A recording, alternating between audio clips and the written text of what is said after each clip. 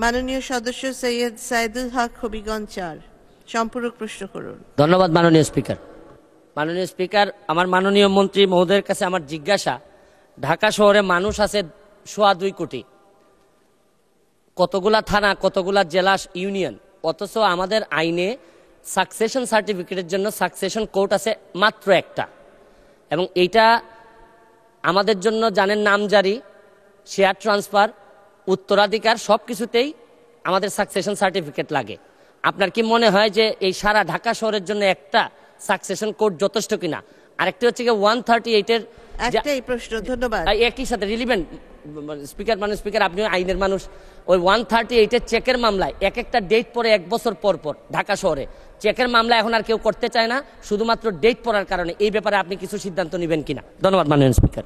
ধন্যবাদ মাননীয় সদস্য। মাননীয় মন্ত্রী। ধন্যবাদ মাননীয় স্পিকার। মাননীয় স্পিকার,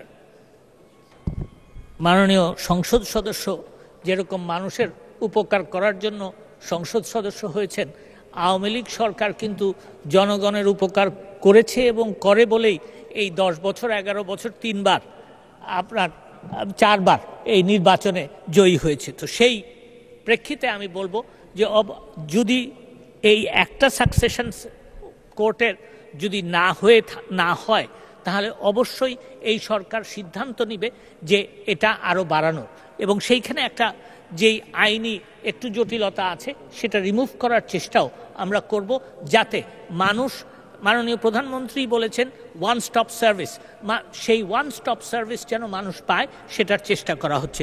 দ্বিতীয় প্রশ্ন যিনি যেটা করেছেন, প্রথম কথা হচ্ছে যেটা ওনার আমার মনে হয় অনুধাবন করা উচিত যে বিচার বিভাগ স্বাধীন।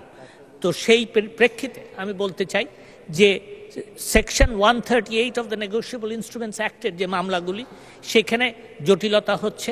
আমরা চিন্তা ভাবনা করছি যে এই আইনটার এবং বিশেষ করে এই ধারাটার আপনার সংশোধন করার জন্য, এবং তড়িৎ যাতে মামলা শেষ হয় সেটার ব্যবস্থাও আমরা নিচ্ছি। এবং আরও আমি ওনাকে জানাতে চাই যে এই তড়িৎ শেষ হওয়ার জন্য যে কিছু আদালত সৃজন করতে হবে, সেই জন্য অলরেডি আমরা জনপ্রশাসন মন্ত্রণালয়ে লিখেছি। মাননীয় স্পিকার, আপনাকে ধন্যবাদ।